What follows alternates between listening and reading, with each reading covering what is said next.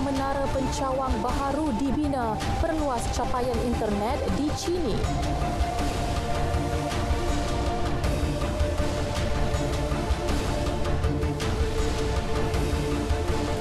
Kompleks ICQS di Padang Besar dan Durian Burung dibuka.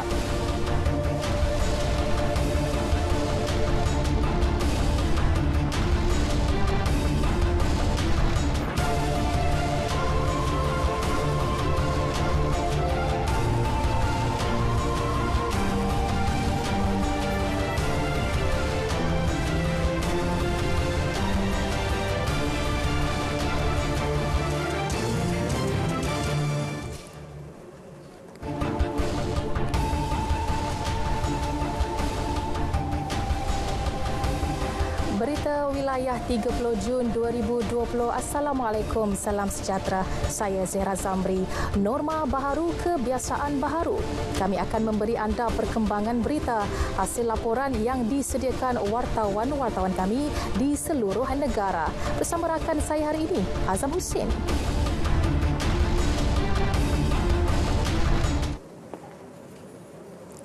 Baik, ya, saya Azam Husin akan menjadi pengantara untuk laporan langsung kemaskini berita negeri-negeri. Hari ini, 4 negeri akan bersama berita wilayah. Fokus dari Kedah, bersempena 50 tahun penubuhan MADA, ada perancangan yang akan dilakukan badan itu untuk membantu kelangsungan bekalan makanan negara. Sementara dari negeri Jelapang Padi, kita akan ke Perlis meninjau persediaan Unimap tangani COVID-19 dan sistem fertigasi yang mampu menjana pendapatan. Sabah pula menyediakan laporan perkembangan banjir di pusat-pusat pemindahan di sana. Manakala laporan dari Bumi Kenyalang mengenai langkah Jawatankuasa Pengurusan Bencana Negeri Sarawak untuk meningkatkan kekerapan keluar masuk penerbangan di negeri itu. Perinciannya kita akan bersama Siti Zaida Osman, Muhammad Iqbal Arif Yaakob, Jovenia Jim Lajim dan Buma Win sebentar lagi.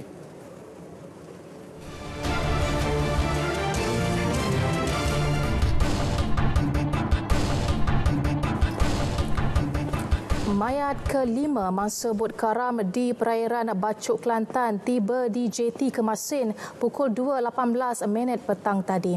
Pengarah Agensi Penguatkuasaan Maritim Malaysia APMM Kelantan, Kapten Muhammad Nur Syam Asmawi Yaakob berkata mayat mangsa Ahmad Syafiq Cik Alim 30 tahun dari Pasir Mas ditemukan pukul 7 pagi tadi. Terperangkap di ruang rehat bot berkenaan. Untuk perinciannya kita akan bersama Majidah Ismail seketika nanti. Baiklah, kita beralih ke perkembangan pilihan raya kecil Don Chini. Proses pengundian awal bagi PRK Don berkenaan berjalan lancar mengikut prosedur operasi standard SOP ketat yang ditetapkan Majlis Keselamatan Negara. Langkah itu selari usaha mengekang penularan wabak COVID-19. 10 perkara diberi penekanan dalam SOP khas tersebut. Kawalan kehadiran juga perlu dalam jumlah minima. Selain penjarakan sosial, semua pengundi wajib memakai pelitup separuh muka dan cecair pembasmi kuman sepanjang proses pengundian awal. Kerani pengundian akan mencalit jari telunjuk kiri pengundi dengan dakwat pilihan raya menggunakan berus pakai buang. Individu dengan suhu badan melebihi 37.5 darjah Celsius atau memiliki gejala COVID-19 tetap dibenarkan mengundi di kemah khas yang dipantau pegawai kesihatan. Suruhanjaya Pilihan Raya SPR telah mengeluarkan cadangan masa keluar mengundi seperti yang tertera dalam kad pengundi. Ia membolehkan pemilih berdaftar membuat semakan awal mengenai maklumat pengundian tanpa perlu ke barung semakan SPR semasa hari pengundian. Tujuannya bagi mengelak pengundi berkumpul dalam jumlah yang ramai. Masa yang dicadangkan adalah 8 hingga 10 pagi dan 10 pagi hingga 12 tengah hari. Bagi langkah keselamatan, nama dan nombor telefon pengundi akan turut direkodkan.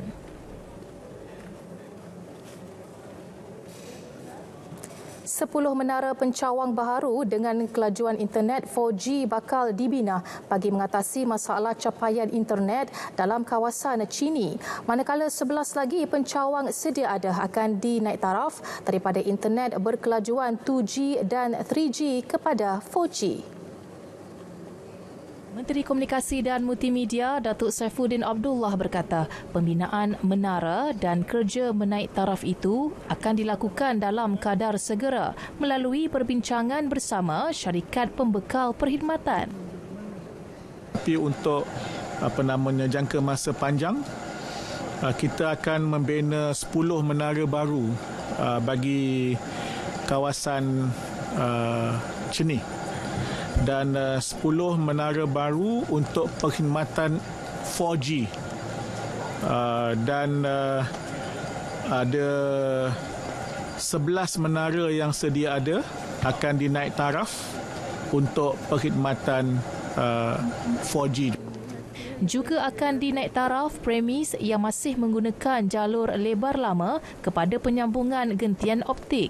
Beliau berkata demikian kepada RTM selepas menziarahi 6 rumah penduduk masyarakat orang asli di Kampung Dusun dan Kampung Batu Gong, Chini.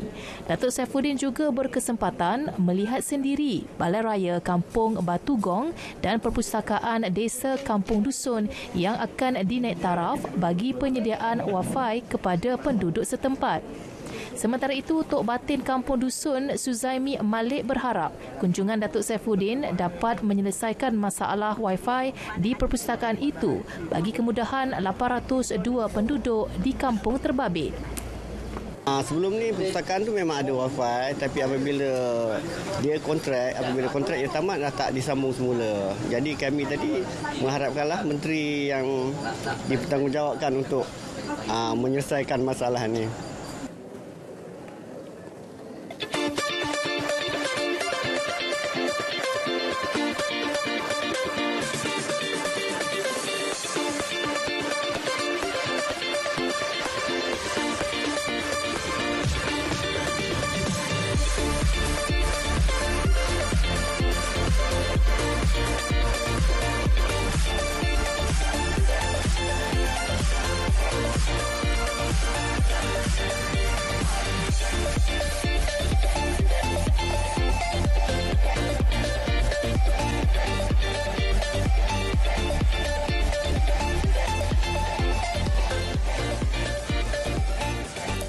Mesyuarat khas Menteri-Menteri mengenai pelaksanaan PKP memutuskan untuk membuka Kompleks Kastam, Imigresen, Kuarantin dan Keselamatan ICQS di Padang Besar, Perlis dan Durian Burung Kedah bagi kenderaan perdagangan komersial dan kargo sahaja. Agensi-agensi yang terlibat telah dimaklumkan mengenai keputusan ini untuk tindakan seterusnya. Kenyataan media yang dikeluarkan oleh Menteri Kanan Keselamatan Datuk Seri Ismail Sabri Yaakob turut memaklumkan rakyat Malaysia yang berada di Singapura dan berhasrat untuk pulang ke Malaysia tidak perlu lagi memohon permit MyPass dari Suruhanjaya Tinggi Malaysia.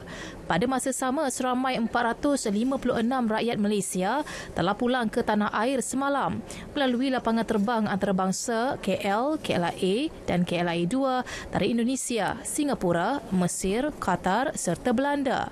Mereka telah diperintah untuk menjalani proses kuarantin wajib di kediaman masing-masing. Seramai 161 individu pula telah memasuki sempadan negara di Johor dan turut diarahkan untuk menjalani proses kuarantin. PDRM telah membuat 1,006 pemantauan pematuhan SOP kuarantin di kediaman dan mendapati kesemua mereka mematuhi SOP yang ditetapkan.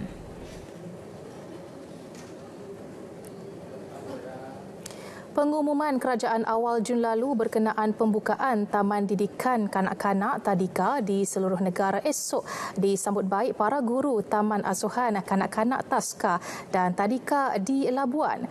Kerja-kerja sanitasi giat dijalankan selaras prosedur operasi standard SOP yang ditetapkan kerajaan. RJ Wendy Jack ada laporannya. Menyasarkan kontak minimum Tarikat Islam Majlis Agama Islam Wilayah Persekutuan Mawid Nurul Iman Pekan membuat pembahagian kelas berdasarkan kepada jumlah murid seramai 13 ke 14 orang bagi setiap kelas selain pembersihan berkala yang dilakukan seminggu lebih awal. Untuk tadika saya, untuk 6 tahun saya akan membuat penggiliran mengikut tim. iaitu tim A dan tim B. Pelajar dari dalam kelas tu kita hadkan antara 13 dan 14 orang sahaja. Kita memang sudah awal war-warkan kepada pihak ibu bapa melalui WhatsApp. Maklumat balas yang kami terima, alhamdulillah lah, hampir daripada 90% bersetuju untuk menghantar anak mereka mengikut SOP yang telah ditetapkan.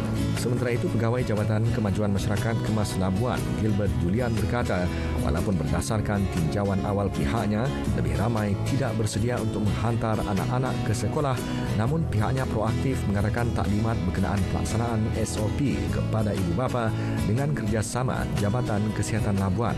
Tambahnya, reaksi positif ibu bapa bukti keyakinan terhadap aplikasi keselamatan dan kebersihan yang diterap pihaknya di Tabika dan Taska Kemas Labuan. Pada awal-awal pengumuman kerajaan untuk membuka Tabika dan juga Taska ini, sememangnya banyak keluhan-keluhan dan juga rentetan daripada ibu bapa berkaitan dengan pengoperasian ini. Tetapi berdasarkan kepada taklimat yang kita sampaikan kepada ibu bapa dan juga kepada guru-guru Tabika Taska, menampakkan hasil yang mana pada esok hari ibu bapa bersiap sedia untuk menghantar anak-anak ke Tabika dan juga ke Taska. Pastinya tidak ada pengecualian terhadap mana-mana pihak dalam pelaksanaan PKP pemulihan ini, dan kita harap pematuhannya akan terus kekal dan semua pihak memainkan peranan masing-masing dalam menjayakan usaha negara menewaskan COVID-19. Harji Wan Dijak, Berita RTM. Kami bersedia. Kebenaran semula aktiviti pelancongan domestik turut disambut baik pemain industri pelancongan di Perak. Prosedur operasi standard SOP yang baharu turut akan dilaksanakan pengendali taman-taman tema air yang akan mula beroperasi. Menurut Pengurus Besar Lost World of Tambun LWOT, Nurul Nuzairi Muhammad Azhari, pihaknya bersedia beroperasi dengan kapasiti minimum mengikut SOP yang ditetapkan Kementerian Kesihatan KKM. Taman tema air itu akan mengenakan SOP yang bersesuaian dengan norma baharu dalam tempoh Perintah Kawalan Pergerakan Pemulihan PKPP. Jumlah pengunjung buat masa sekarang ni, apa yang kita hadkan ialah kita cuma akan mengambil lebih kurang 25% daripada jumlah maksimum yang boleh memenuhi Lost World of Tambun ini. Sehingga diberitahu kemudian adalah cuma 8,000, lebih kurang 25% daripada apa yang kita boleh penuhi Lost World of Tambun ini. Beliau ditemui di pusat pelancongan itu di Ipoh. Setelah lebih 3 bulan tidak beroperasi akibat pandemik COVID-19, Lost World of Tambun Ipoh akan dibuka kepada orang ramai mulai 4 Julai depan. Siapa cepat, dia dapat. Tawaran hadiah lumayan diberikan kepada pelawat atau pengunjung pertama yang mengunjungi muzium-muzium di negeri Kedah sempena pembukaan semula esok. Muzium tersebut adalah Muzium Diraja Kedah Darul Aman, Muzium Padi, Balai Seni Negeri Kedah, Rumah Warisan iaitu Rumah Tok Sudan dan Rumah Sri Banai. Pengarah Muzium Negeri Kedah, Suhaidi Syukri berkata, hadiah turut diberikan secara rawak kepada pengunjung berikutnya. Katanya muzium berkenaan akan mula beroperasi semula esok selepas ditutup 3 bulan bermula 18 Mac lepas ekoran penularan wabak COVID-19. Pembukaan bermula pukul 9 pagi hingga 5 petang setiap hari Selasa hingga Ahad dengan menguatkuasakan prosedur operasi standard SOP yang ditetapkan kerajaan. Manakala Isnin ditutup kepada pengunjung kerana proses sanitasi. Kita akan ada beberapa hadiah, tapi untuk pengunjung yang pertama kita akan bagi dulu hadiah kepada individu sebelah pengunjung yang pertama lah. Tapi kita akan sediakan lagi beberapa hadiah. Pada hari itu mungkin kita akan buatlah bilangan yang ke berapa kita akan bagi on the spot lah. Beliau bercakap pada sidang media di Muzium Padi Negeri Kedah di Gunung Keriang, Alostar. 100,000 pengunjung domestik disasar dalam tempoh 1 Julai sehingga penghujung Disember ini. Inilah Continuous. Inilah Continuous. Inilah Continuous. Inilah Continuous. Inilah Continuous. Inilah Continuous. Inilah Continuous. Berjalan lancar tanpa insiden yang boleh mengganggu ketenteraman awak. 一般的大家让他给的company。预计我国的 Continuous. Bergerak seiring masa. Continuous. Melangkaui generasi. Berganti teknologi. Continuous. Dari konti radio, kini ke paparan visual. Continuous. Toleika Cilung, Samuga Wudagangalilo. Continuous. Bringing you the latest local news and foreign stories. Continuous. 预计我们目前透过各种语言和方言 Continuous. Biro Perkenaan Gemani Miramum, Gini Lamal. Continuous. Penyalur maklumat utama Malaysia. Inilah Continuous, berita radio anda. Inilah Continuous, berita radio anda. Continuous.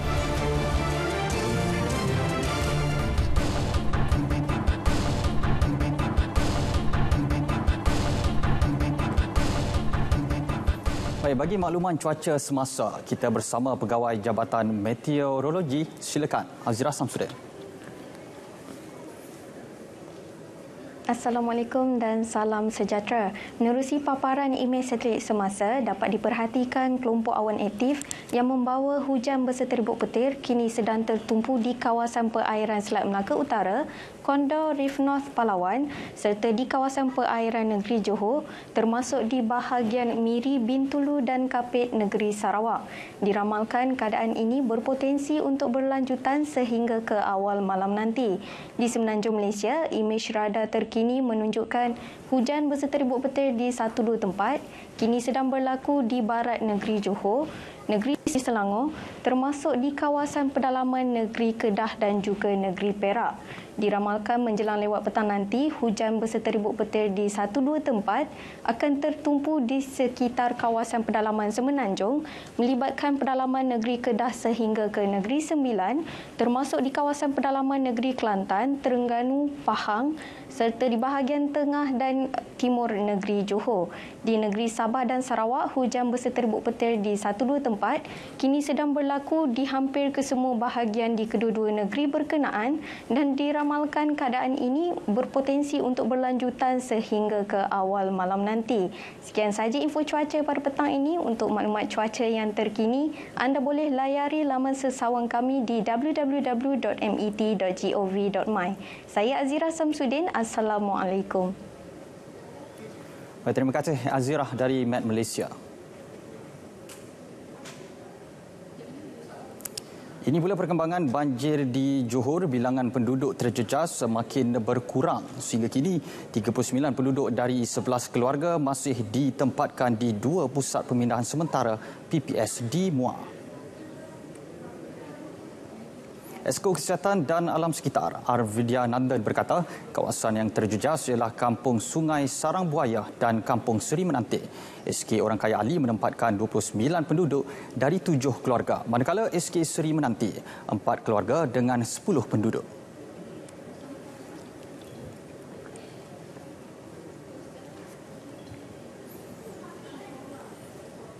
Baik, untuk perkembangan lanjut di negeri di bawah Bayu, kita bersama-sama Jovenia Jim Lajim.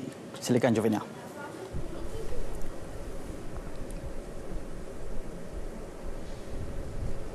Silakan. Terima kasih. Salam sejahtera. Kerajaan Negeri Sabah memohon agar kerajaan pusat mengkaji semula peruntukan persekutuan berjumlah RM50 juta bagi menjalankan kebolehkelaksanaan projek mitigasi banjir di Kota Belud.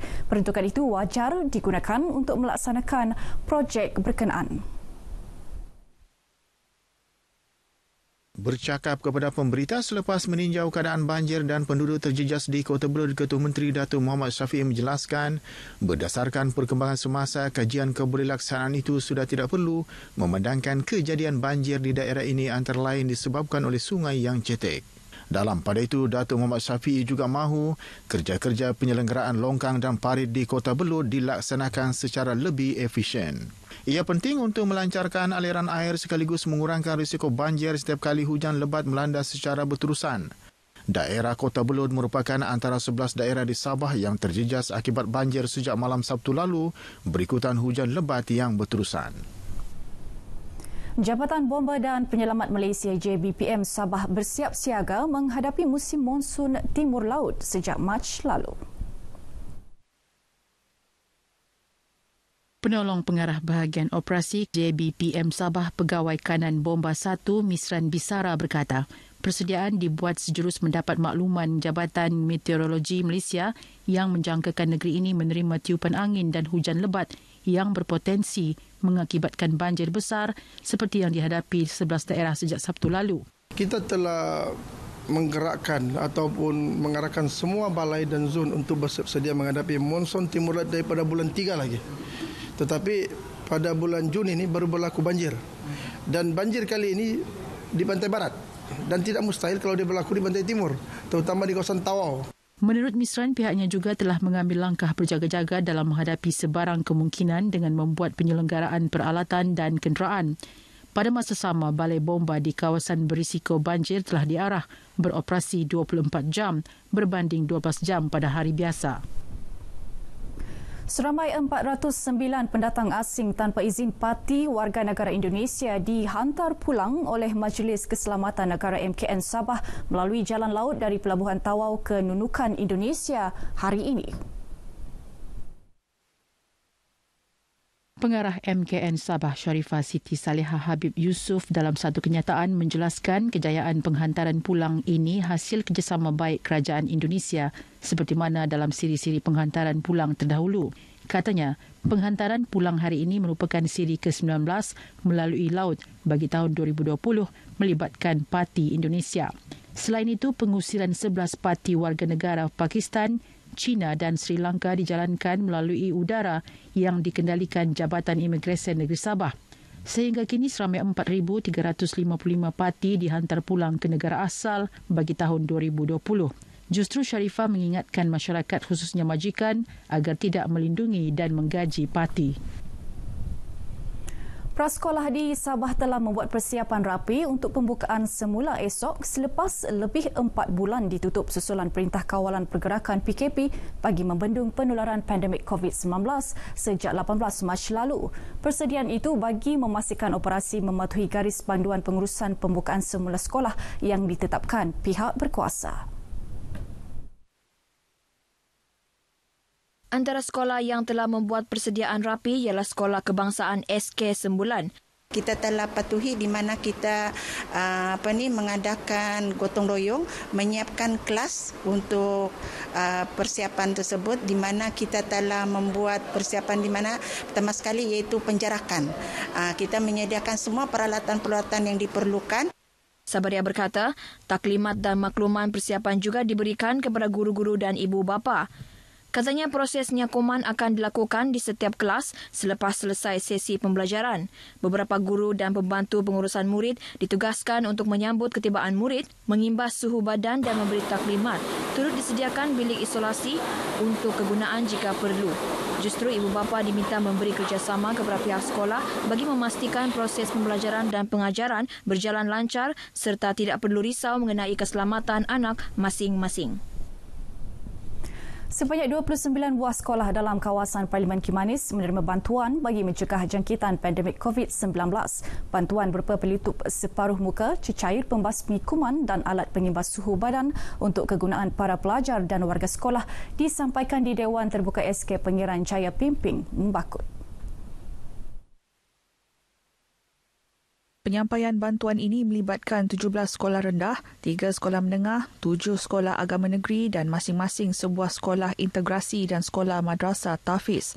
Setiap sekolah menerima sebanyak 3 kotak pelitup separuh muka, sebuah alat pengimbas suhu badan dan 3 botol cecair pembasmi kuman yang disampaikan Ahli Dewan Undangan Negeri Bongawan, Datuk Dr. Daud Yusof. Baik, sekian sumbangan berita dari Sabah dan saudara. Berdayakan norma baharu, jaga diri, patuhi arahan pihak berkuasa. Dengan itu, kita kembali semula bersama Azam di Angkasa Puri. Silakan. Baik, terima kasih Jovenia dari Sabah. Baik, seterusnya, Lembaga Kemajuan Pertanian Muda MADA terus aktif melakukan usaha memastikan bekalan makanan rakyat mencukupi. Terbaru, MADA bakal meluaskan kawasan sawah padi miliknya. Kita langsung ke studio berita RTM di Alustar bersama Siti Zaidah Osman untuk perincian maklumat itu. Silakan Zaidah. Terima kasih. Assalamualaikum dan salam sejahtera. Lembaga Kemajuan Pertanian Muda MADA mencapai usia 50 tahun penubuhannya hari ini dan selari dengan komitmen kerajaan untuk meningkatkan hasil negara di samping meningkatkan kesejahteraan penduduk desa, MADA bakal meluaskan jajaran sawah padi miliknya. Dikenali sebagai MADA Plus, sebanyak 30,000 hektar sawah padi di luar kawasan MADA telah dikenapasti untuk dimasukkan di dalam kawasan pentadbirannya melibatkan kawasan di daerah Sik, Padang Terap, Baling, Kuala Muda dan Kulim. Pengerusi MADA Ahmad Tarmizi Sulaiman berkata, sawah di kawasan berkenaan sangat berpotensi untuk dimajukan sama seperti di kawasan MADA. Ketika ini, MADA mempunyai kawasan sawah padi 100,685 hektar di 3 wilayah di Kedah dan 1 wilayah di Perlis. Jadi sudah pasti ia memberi satu kapasiti yang lebih kukuh dari segi peluasan tanah untuk kita membangunkan industri padi ini, ya. Dan ia sangat berkait rapat dengan usaha dan saranan kerajaan untuk kita meningkatkan SSL ataupun sistem saraan sendiri ataupun kita dapat meningkatkan hasil pertanian bagi kegunaan seluruh rakyat, ya. Baru-baru ini, Menteri Besar Kedah Haji Muhammad Sanusi Mat Noor mencadangkan supaya kawasan MADA diperluaskan. Bercakap kepada RTMDC, Ahmad Tarmizi berkata, sejak ditubuhkan pada 30 Jun 1970, kadar kemiskinan di kawasan muda mencatatkan penurunan dengan ketara. Daripada 33% pada awal penubuhannya, kadar kemiskinan di kawasan MADA menurun kepada hanya 1% pada tahun 2018.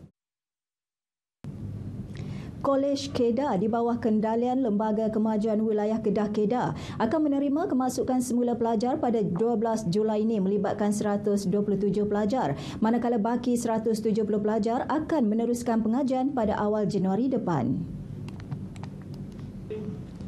Pengetua Kolej Kedah Abdul Rahman Abdul Khalid berkata, sesi pembelajaran dan pengajaran mengikut prosedur operasi standard SOP yang ditetapkan MKN. Katanya latihan hanya dibenarkan maksimum seramai 15 pelajar sahaja bagi setiap sesi. Selain memastikan penjarakan sosial di dalam kelas, bengkel asrama dan dewan makan dipatuhi semua pelajar. Pengambilan suhu badan pengajar, pelajar dan kaki tangan akan diambil dan direkodkan. Ya, maksudnya yang kita bagi untuk amaan 120 pelajar ini adalah mereka yang dalam semester akhir. Yang ini yang akan menghadapi peperiksaan. Jadi kita selesaikan tempoh 120 orang ini yang akan tamat pengajian mereka dalam semester ini. Bercakap kepada RTMDC, beliau berkata pihaknya bercadang untuk membuat pengambilan baru pelajar pada Januari 2021 selepas pengurusan Kedah membatalkan pengambilan sesi Julai akibat penularan wabak COVID-19. Rakyat Malaysia perlu bersyukur dengan segala bantuan yang disalurkan oleh kerajaan semasa Perintah Kawalan Pergerakan. Ini kerana bantuan tersebut disalurkan kepada semua rakyat yang layak tanpa mengira latar belakang.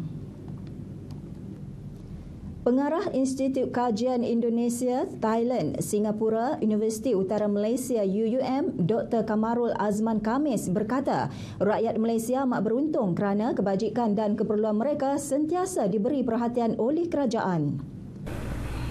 Seharusnya kita rakyat Malaysia, seharusnya kita bersyukur dengan kerajaan yang sedia ada, dengan kaedah yang terbaik ini.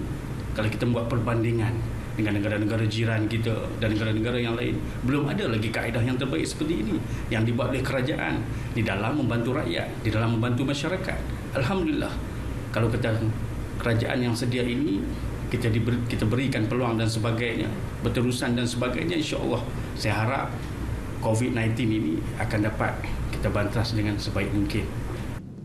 Beliau bercakap kepada RTM di UUM Sintok. Sementara itu, orang ramai yang ditemui menyambut baik usaha kerajaan memberi bantuan prihatin elektrik kepada mereka. Jadi kalau kita guna banyak, maknanya dia punya penggunaan tu, rate dia tu akan bertambah. Jadi sebab itulah kita punya bil naik. Tapi sebagai rakyat ni biasalah, kita sentiasa ada keluh kesah. Jadi apa yang kerajaan ambil inisiatif pada hari ini untuk membantu rakyat, saya memang kata apa, sebagai rakyat membantulah.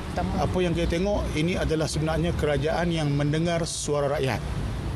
Kerajaan yang mendengar masalah rakyat dan akhirnya apa yang telah diputuskan itu adalah suatu hadiah kepada rakyat sebenarnya. Satu, rakyat sengsara dengan PKP, dibuang kerja dan sebagainya. Yang kedua, bebanan elektrik. Laporan itu tadi mengakhiri bahan berita dari Negeri Jelapang Padi untuk petang ini. Dengan itu, Assalamualaikum dan salam sejahtera. Kembali bersama rakan penyampai di Angkasa Puri. Silakan. Baik, terima kasih Zaida atas laporan itu tadi. Universiti Malaysia Perlis UNIMAP antara universiti yang sentiasa bersedia dengan kemungkinan bagi menangani masalah COVID-19. Lintas langsung dari Perlis hari ini melihat langkah yang diaplikasikan universiti itu selain memfokus kepada bidang pertanian moden. Terus bersama Muhammad Iqbal Arif Yaakob di sana. Silakan. Baik, seperti yang dikatakan tadi, UNIMAP tampil melalui pelbagai pematuhan yang dibentuk khusus menangani jangkitan COVID-19. Pelbagai perubahan dibuat dalam masa terdekat bagi mengelakkan berlaku penularan wabak berkenaan kepada warganya. Naib Chancellor UNIMAP Profesor Dr. R. Badlisha Ahmad berkata, dalam norma baharu ini pihaknya amat menekankan aspek keselamatan termasuk melalui pelbagai edaran info seperti melalui poster dan risalah berkaitan COVID-19. Selain itu, UNIMAP turut menangguhkan beberapa majlis rasminya termasuk majlis convocationnya pada tahun ini. Jadi antara event yang kita tangguhkan adalah konvo dan kita memang ada banyak cadangan dan juga beberapa universiti yang bercadang untuk melakukan konvo secara dalam talian, tetapi pihak universiti telah berbincang dengan Tuanku Chancellor sendiri untuk menangguhkanlah, dan kita adalah bengkel-bengkel kepada staf dan juga untuk staf akademik kita ada bengkel bagaimana mengajar secara online yang efektif. So nak tak nak universiti memang terpaksa melaksanakan aktiviti yang biasa kita lakukan. Cuma yang mana terpaksa ditangguh, kita tangguh. Yang tak boleh tangguh, memang kita akan buat secara dalam talian. Beliau ditemui di kampus Induk UNIMAP di Pauh Putra, Perlis. Para siswazah seharusnya memanfaatkan revolusi industri 4.0 dalam bidang pertanian untuk membina kerjaya berbanding mengharapkan pekerjaan bergaji. Penggunaan drone, internet dan kaedah fertigasi memodernkan industri pertanian selaras perkembangan sektor lain sekaligus mampu menjana produktiviti dan melancarkan sistem pengurusan. Menurut pengarah Lembaga Pertubuhan Peladang LPP Perlis, Azizul Lebai Ishak, sektor pertanian bukan lagi bidang terpinggir, malah ia merupakan sektor penting negara demi menjamin bekalan makanan yang mencukupi. Kita lebih menggalakkan penggunaan teknologi sepertinya penggunaan drone, ataupun Internet of Things. Jadi sekarang ni kalau kita tengokkan dalam keadaan tempoh COVID yang baru ini, kan, sistem jualan kita dapat laksanakan secara online. Tidak perlu lagi kita menggunakan kaedah door to door. Ya, jadi itulah di antara yang saya harapkan ataupun yang kita cuba menggalakkan siswa-siswa kita untuk terlibat bersama-sama dalam industri pertanian ini. Sistem fertigasi mampu menjana pendapatan berbanding kaedah konvensional selain dapat mengurangkan kebergantungan tenaga buruh asing. Menurut peserta Pertubuhan Peladang Kawasan Padang Siding, kaedah fertigasi mampu meningkatkan kualiti hasil pertanian malah menjimatkan ruang penggunaan tanah. Jadi bila fertigasi ni masuk, kita jadi berminat sebab dia bermain dengan teknologi. So sesuai dengan bidang yang saya pernah ambil dulu kejuruteraan. Jadi bila kita lihat fertigasi ni dia banyak memberi ruang kepada kita belia ni dalam memudahkan cara kerja. So kita tak perlukan manpower yang ramai, kita tak perlukan kawasan yang luas. Ujarnya lagi, pendapatan dalam bidang pertanian jika diurus dengan piawaian yang betul mampu menyamai gaji golongan profesional dalam sektor lain. Sekian paparan berita dari Perlis. Kembali ke Angkasa Puri untuk berita selanjutnya. Assalamualaikum. Baik, terima kasih Iqbal dari Perlis. Untuk laporan dari Bumi Kenyalang, kita bersama Buma Wing. Antara laporannya, Jawatan Kuasa Pengurusan Bencana Negeri Sarawak telah meluluskan permohonan syarikat AirAsia, Malindo dan Malaysia Airlines untuk meningkatkan kekerapan keluar masuk penerbangan di negeri itu. Silakan Buma. Silakan. Baik, terima kasih Azam di Angkasa Puri. Salam sejahtera dan selamat petang. Jawatan Kuasa Pengurusan Bencana Negeri Sarawak JPBN Sarawak telah meluluskan permohonan syarikat penerbangan AirAsia Berhad, Malindo Airways Sendirian Berhad dan Malaysia Airlines Berhad untuk meningkatkan kekerapan keluar masuk penerbangan di Sarawak. Menteri Pengangkutan Sarawak Datuk Lee Kim Shin dalam satu kenyataan memberitahu kelulusan tersebut adalah bagi jadual penerbangan bulan Jun sehingga Ogos tahun ini.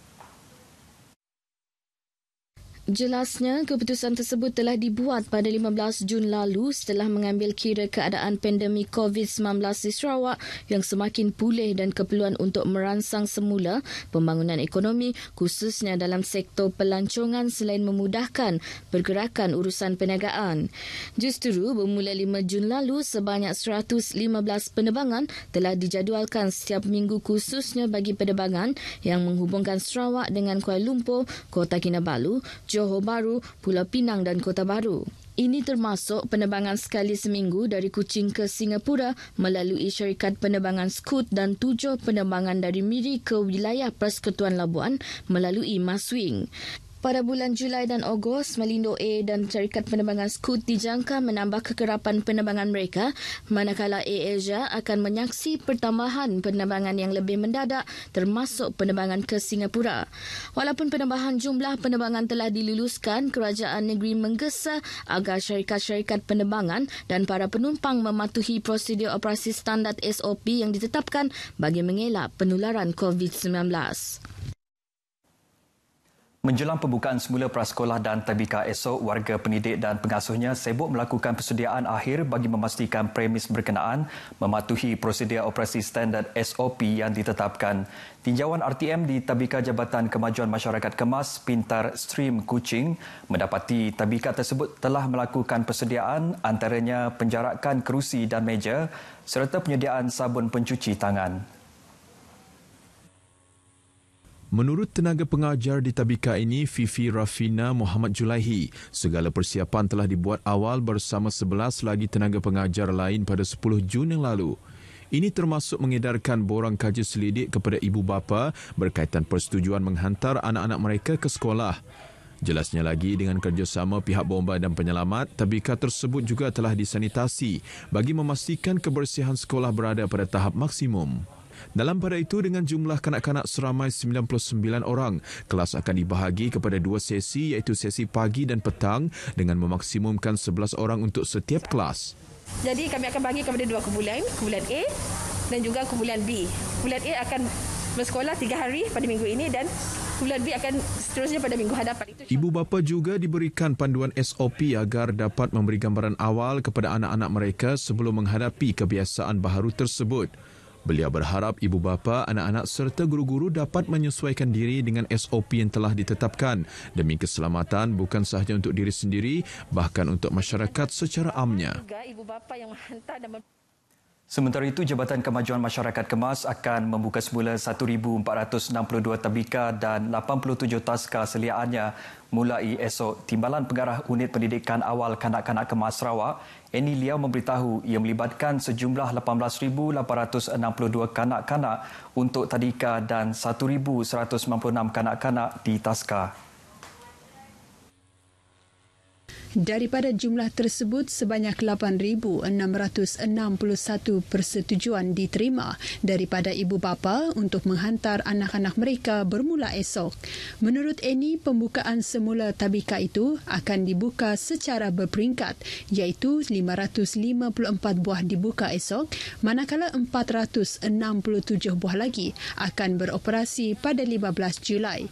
Beliau menyatakan demikian kepada media selepas mengadakan tinjauan di Tabika Kemas Pintar Stream di Kuching.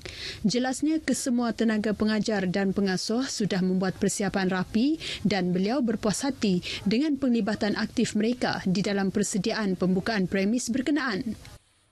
Berdasarkan pemantauan yang kita telah dan juga sedang laksanakan sekarang, saya berpuas hatilah dengan pematuhan SOP, tabika dan juga taska kita buat masa ini. Seperti yang kita dapat lihat, memang semua tabika taska kita sedang melaksanakan persediaan. Kemas juga akan memantau setiap tabika dan taska bagi memastikan mereka mematuhi SOP yang telah ditetapkan Kementerian Kesihatan Malaysia. Beliau juga berharap agar ibu bapa dan guru bekerjasama untuk mendidik anak-anak dalam mengikuti kebiasaan baharu di tabika dan taska bagi tujuan pencegahan COVID-19. Tiada kes baharu positif COVID-19 dilaporkan di Sarawak hari ini. Timbalan Ketua Menteri merangkap pengerusi Jawatan Kuasa Pengurusan Bencana Negeri JPBN dalam kenyataannya memaklumkan ini menjadikan jumlah keseluruhan kes positif kekal sebanyak 571 kes. Jelasnya, satu kes baharu yang telah sembuh dan discharge dari Hospital Umum Sarawak direkodkan hari ini. Jumlah keseluruhan kes positif yang telah sembuh dan discharge kekal 538 orang atau 94.22%. Manakala seramai 16 orang masih menerima rawatan di dalam ward isolasi hospital. Sementara itu, seramai 54 kes pesakit dalam siasatan PUI dilaporkan hari ini dan 3 kes masih menunggu ujian makmal. Hari ini juga menyaksikan sebanyak 30 lokasi operasi nyah cemar telah dilakukan di seluruh negeri. Cadangan untuk menambahkan masa siaran tempatan di stesen-stesen kawasan RTM di Sarawak masih di peringkat kajian sebelum keputusannya mengenainya dimuktamadkan tidak lama lagi. Menurut Timbalan Pengarah Penyiaran Sarawak, Abdul Hadi Muhammad Yusof, cadangan itu merupakan salah satu maklum balas yang diterimanya ketika siri lawatan kerja ke RTM Sibu. Jelasnya, penambahan masa siaran tempatan memberi peluang penduduk tempatan mendengar bahan siaran yang lebih dekat di hati mereka, terutama jika maklumat tersebut berkaitan dengan kehidupan seharian atau peristiwa yang berlaku dekat dengan kawasan mereka. Kita masih lagi mengkaji kerana kita masih lagi belum sampai ke Betulu, Limbang dan juga Miri. Setelah kita pergi ke lagi 3 stesen ini, maka kita akan membuat satu kesimpulan bagaimana strategi kita untuk memastikan bahawa seluruh Sarawak ini dapat mendengar RTM. Beliau ditemui pemberita RTM selepas membuat tinjauan ke stesen pemancar Bukit Lima Sibu dan stesen pemancar Semob dekat Daro. Terdahulu, ketika berucap dalam majlis perjumpaan bersama kaki tangan RTM Sibu, Abdul Hadi menyeru setiap kaki tangan terus bekerjasama dalam melaksanakan tugasan mereka. Jelasnya, setiap kaki tangan ada fungsinya tersendiri dan kerjasama erat perlu bagi memastikan operasi dan kualiti siaran sentiasa berada di tahap terbaik. Baik saudara, sekian sumbangan berita dari Sarawak. Kita kembali ke Angkasa Puri. Silakan.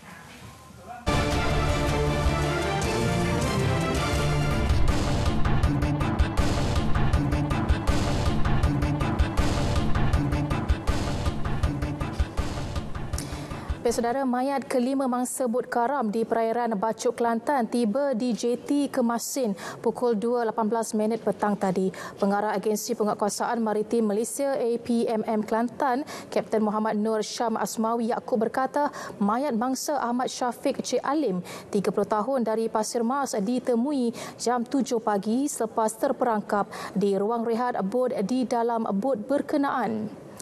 Menurut beliau, operasi mengeluarkan mayat mangsa menemui kesukaran berikutan keadaan yang gelap, sempit serta berada di kedalaman 40 meter. Operasi dilakukan anggota selaman yang mengambil masa selama sejam. Keadaan sangat sukar, yang mana bot yang mereka naiki adalah merupakan bot bubu. Jadi di dalam keadaan yang gelap, banyak tali-tali yang merintangi kawasan berkenaan. Berdasarkan selaman yang dilakukan, kita tidak dapat mengesahkan 3 lagi mangsa berada di dalam bot. Tapi tindakan kami untuk menunda bot itu balik ke sini akan mengesahkan perkara itulah. Beliau memberitahu media selepas membawa pulang jenazah mangsa ke JT Kuala Kemasin. Mayat mangsa disahkan ahli keluarganya yang berkampung di sini sejak malam tadi. Menurut Kapten Muhammad Nur Syam, pihaknya terpaksa menunda bot berkenaan ke JT Kuala Kemasin untuk membuat pemeriksaan lanjut. Kemungkinan masih ada mangsa terperangkap. Ia juga bagi mengelak kemungkinan bot berkenaan tenggelam sekaligus menyukarkan operasi mencari 3 lagi mangsa yang masih belum ditemui. Ketika ini APMM menggerakkan pelbagai aset sedia ada termasuk pesawat bombardier untuk melakukan tinjauan udara di lokasi yang telah ditetapkan. Baik, perkembangan banjir di Sabah, jumlah penduduk yang berlindung di Pusat Pemindahan Sementara PPS berkurangan kepada 428 orang berbanding 730 orang tengah hari tadi. 4 PPS sudah ditutup, menjadikan hanya 5 PPS masih beroperasi di daerah Kota Belud, Beaufort dan Tenom. Berdasarkan infografik Jawatankuasa Pengurusan Bencana Negeri Sabah di Kota Belud, seramai 99 penduduk ditempatkan di Dewan Masyarakat Tun Said melibatkan 35 ketua isi rumah KIR dari 32 kampung. Sementara itu, jumlah penduduk di daerah Tenom kekal 230 orang di 3 PPS iaitu Dewan Seri Panglima Antanom, Rumah Kebudayaan Batu-Batu dan Rumah Kebudayaan Mandalom Lama yang melibatkan 72 KIR dari 13 buah kampung. 99 penduduk pula ditempatkan di PPS Dewan Datuk Seri Panglima Dun Banir, Beaufort melibatkan 26 KIR dari 24 buah kampung. Kesemua mereka ditempatkan di PPS selepas kediaman mereka dinaiki air susulan hujan lebat berterusan pada malam Sabtu lalu.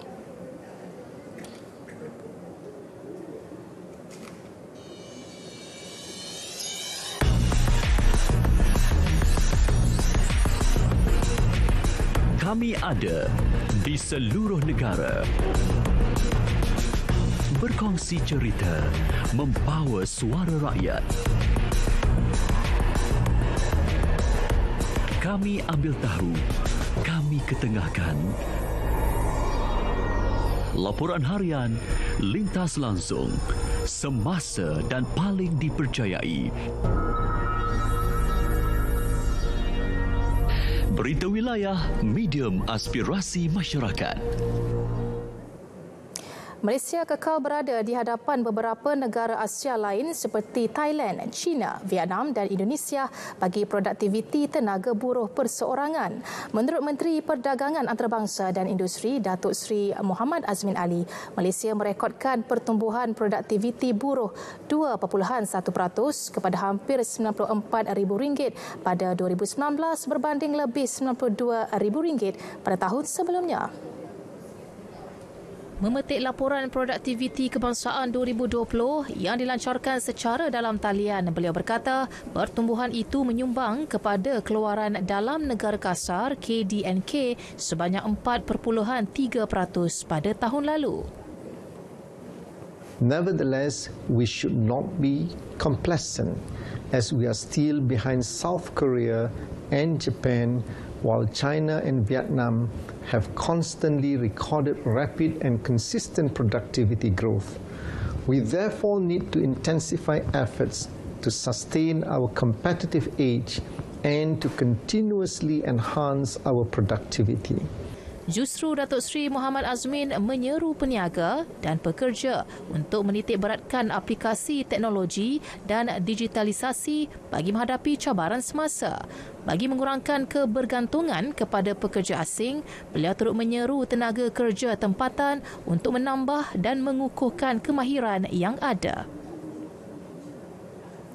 Kongres Kesatuan Pekerja-Pekerja di dalam Perkhidmatan Awam QPEX merayu kerajaan menyerap kesemua 241 bekas kaki tangan Suruhanjaya Pengangkutan Awam Darat ke jawatan tetap berdasarkan kelayakan tempoh berkhidmat dan prestasi kerja.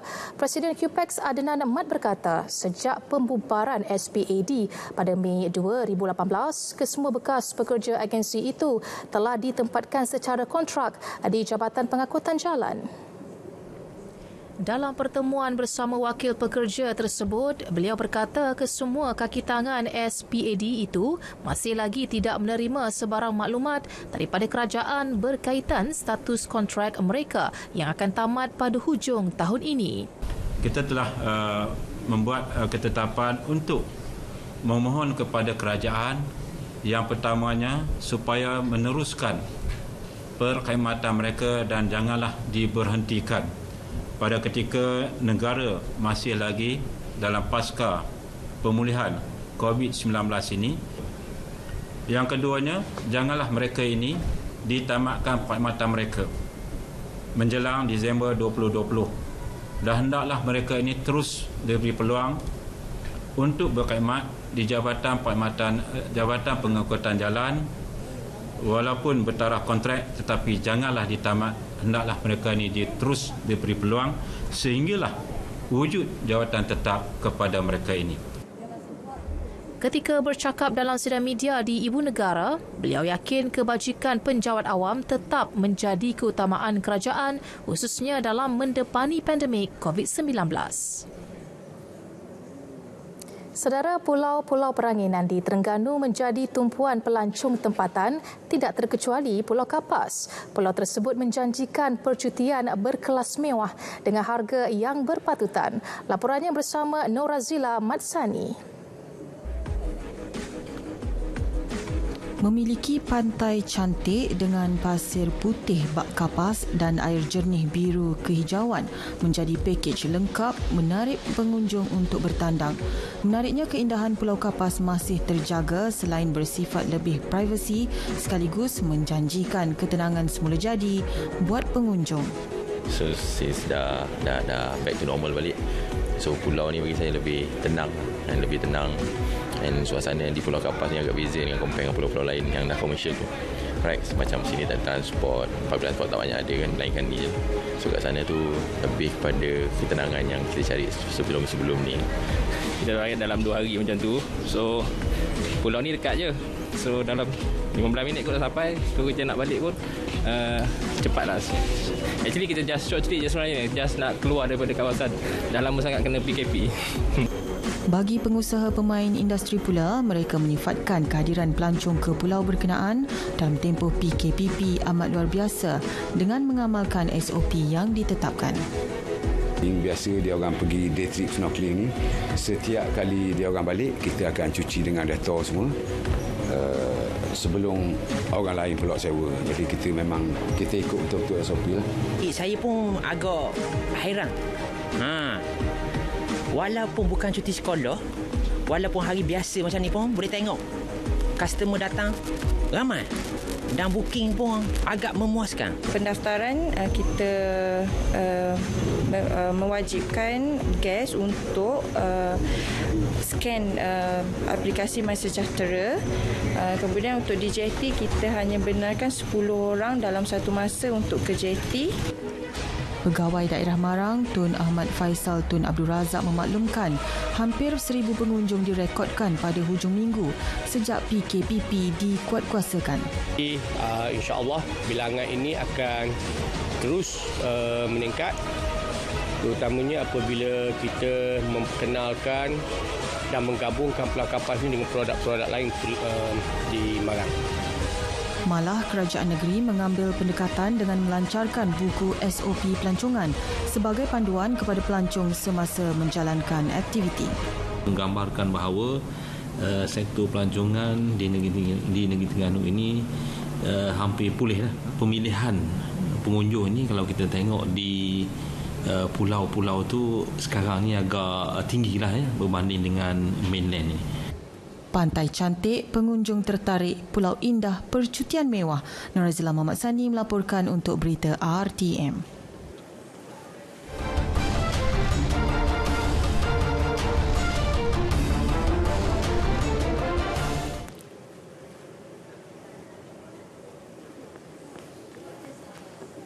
Baik, kita ke perkembangan sukan. Semua badan sukan yang berdaftar di bawah Akta Pembangunan Sukan 1997 dibenar mengadakan Mesyuarat Agung Tahunan AGM dan mesyuarat seumpamanya bermula esok. Dalam kenyataan, Pejabat Pesuruhjaya Sukan memaklumkan jumlah ahli mesyuarat maksimum yang dibenarkan adalah 250 individu yang mengambil kira kapasiti ruang mesyuarat dengan penjarakan sosial sekurang-kurangnya 1 meter. Badan Sukan terlibat juga harus mematuhi saranan Kementerian Kesihatan juga Kementerian Belia dan Sukan selain prosedur operasi standard SOP yang ditetapkan. Kenyataan turut menyebut Badan Sukan disaran mengguna pakai aplikasi MySejahtera bagi membolehkan penilaian kesihatan ahli-ahli dan tindakan segera boleh dilakukan Kementerian Kesihatan sekiranya berlaku kes baharu jangkitan COVID-19.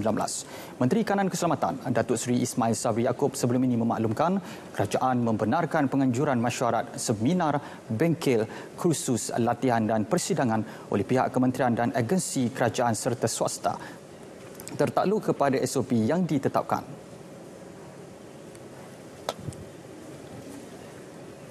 Aktiviti kolam renang dan pelancongan air sama ada di sungai, laut dan tasik juga dibenar beroperasi semula esok dengan prosedur operasi standard SOP yang ditetapkan. Pusat Akuatik EduCity Iskandar Puteri Johor Bahru Johor turut tidak ketinggalan melakukan persiapan bagi tujuan tersebut. Laporannya bersama Edwin Zaid. Naib Presiden Kanan Operasi EduCity Iskandar, Insinyur Kuna Segaran Vrajanan berkata, pihaknya akan menjalankan kerja-kerja sanitasi di pusat tersebut setiap 2 jam sepanjang tempoh beroperasi sebagai usaha membendung penularan COVID-19. Dalam tempoh tersebut, pihaknya juga akan menjalankan pemeriksaan bacaan klorin dalam air kolam renang bagi memastikan ia berada di antara 2.5 hingga 5.5 selaras dengan tahap yang digariskan Pertubuhan Kesihatan Sedunia WHO. Operasi harian juga akan dihadkan pada 5 sesi setiap hari, 2 jam bagi setiap sesi. Kita telah membahagikan kolam renang ini kepada 20 lorong dan pada setiap lorong kita cuma akan memastikan 2 orang saja akan berada setiap lorong. Jarak seperti yang telah diumumkan 3 meter jarak garis panduan kita telah masih dipatuhi lah. Dengan itu juga saya nak terangkan kita mempunyai garis panduan, we call it BRAVE. So be ready against virus everywhere untuk memastikan setiap pengunjung kepada pusat kompleks ini mengikut kita punya garis panduan. Setiap kaki tangan juga akan diperiksa suhu dan dipantau tahap kesihatan mereka sepanjang tempoh kolam renang tersebut beroperasi. Menurutnya, kolam renang tersebut dijangka akan dihadiri pengunjung yang kebanyakannya berumur 12 hingga 18 tahun. Pengunjung dinasihati agar sentiasa mematuhi ketetapan SOP selain peka serta cakna terhadap tahap kesihatan masing-masing sebelum berkunjung ke kolam tersebut. Pembukaan kolam renang kepada khalayak ramai bukan sahaja dapat menggalakkan aktiviti riadah sosial, malah ia juga dapat menggalakkan aktiviti riadah yang sihat di kalangan masyarakat dan diharapkan orang ramai boleh patuh pada SOP yang digariskan Kementerian Kesihatan dalam bersama kita beriadah sambil memutuskan rangkaian COVID-19. Erwin Zaid melaporkan untuk berita RTM.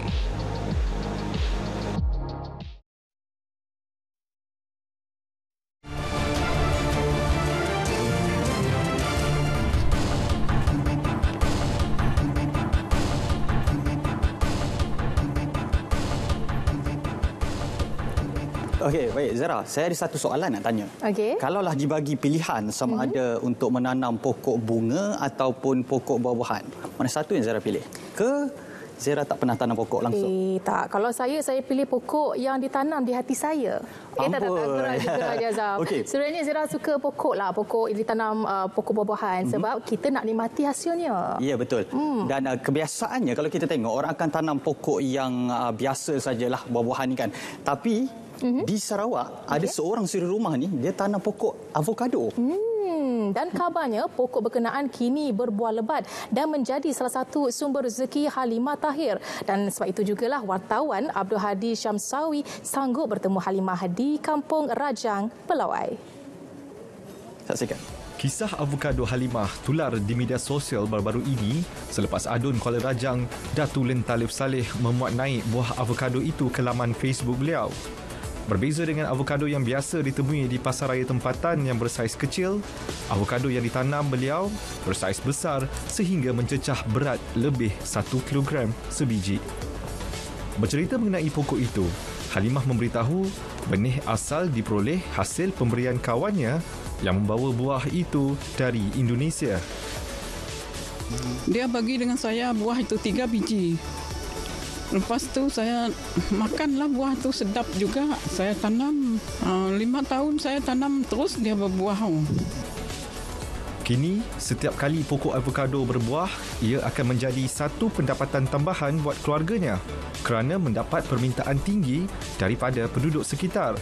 Menyedari potensi pendapatan daripada penjualan avokado, Halimah merancang untuk menambah sebanyak mungkin pokok berkenaan di kebunnya. Abdul Hadi Syamsawi, Berita RTM. Saudara, laporan itu mengakhiri berita wilayah 30 Jun 2020. Terus patuhi SOP PKPP dan sama-sama kita putuskan rantaian COVID-19. Terus setia bersama Berita RTM. Maklumat sahih, jenama dipercayai. Assalamualaikum, salam hormat.